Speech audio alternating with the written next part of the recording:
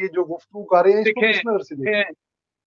जहां तक जनरल आसिम मुनीर साहब की बात है, तो इसके लिए तो मेरे जहां तक थोड़े से इल्म में है, शाह वलीउल्लाह ने भी जो पेशीन गोइयां की थी उसमें एक ये भी पेशीन गोई है कि एक कमांडर आएगा यहाँ पे और उसका नाम एन से शुरू होगा, आका करीम की आल औलाद से होगा, और वो यहाँ पे बहुत बड़ी तब्दीली लेके आएगा। और देखें, ये तो एक अजीब, इन लोगों को जो ये करोड़ों रुपए जनरल आसिम मुनीर साहब के सर की कीमत लगा रहे हैं, इनकी ऐसी की तैसी, और फिर इस तरह तो ये बात फिर बहुत आगे निकलेगी।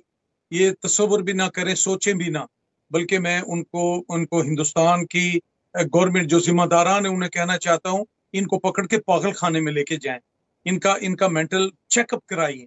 ये जो पाकिस्तान की फौज के बारे में, जो हमारी सिपा, इनको भूल गए कि जब टैंकों के नीचे लेट के इन्होंने मुकाबला किया हिंदुस्तान की बुज़दिल फौज का, और ये कभी आते हैं रोज ये अटैक करने की, ये एक नई बात नहीं है, हमेशा ये प्लानिंग में रहते हैं। हमला और उसके फौरी बाद पाकिस्तान पर इल्जामात, मोदी की धमकियां, इस सारे सूरत हाल को आप किस नजर से देखते हैं? देखें, आपका बहुत शुक्रिया, और मैं समझता हूं कि पूरे सिर्फ इस खिते के लिए नहीं, पूरे वर्ल्ड के लिए एक बड़ा हॉट इशू है। और अब तो वो बिल्कुल बेनकाब हो चुका, मोदी जाती हैसियत में एज प्राइम मिनिस्टर, और इन्होंने तो उस इंडिया का एज प्राइम मिनिस्टर अपने मुल्क का इमेज खराब किया है। और इनकी अपना प्राइम मिनिस्टर मोदी की अपनी सोच है, पता नहीं ये क्या करना चाहता है हिंदुस्तान के साथ। और मोदी जैसे प्राइम मिनिस्टर जब किसी भी मुल्क के होते हैं, उन्हें दुश्मन की जरूरत ही नहीं होती।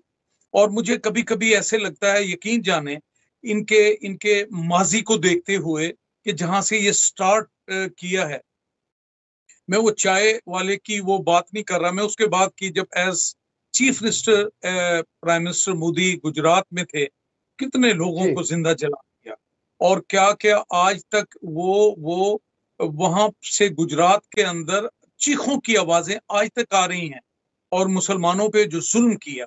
हिंदुस्तान तो एक सेकुलर स्टेट है, और हिंदुस्तान के सेकुलर स्टेट होने का जो चेहरा है वो मसख कर दिया, किसी और ने नहीं, खुद मोदी ने। और कभी कभी मुझे ऐसे लगता है इनकी, मोदी की इन हरकतों की वजह से, कि जैसे मुत्हिदा हिंदुस्तान का ये आखिरी प्राइम मिनिस्टर हो।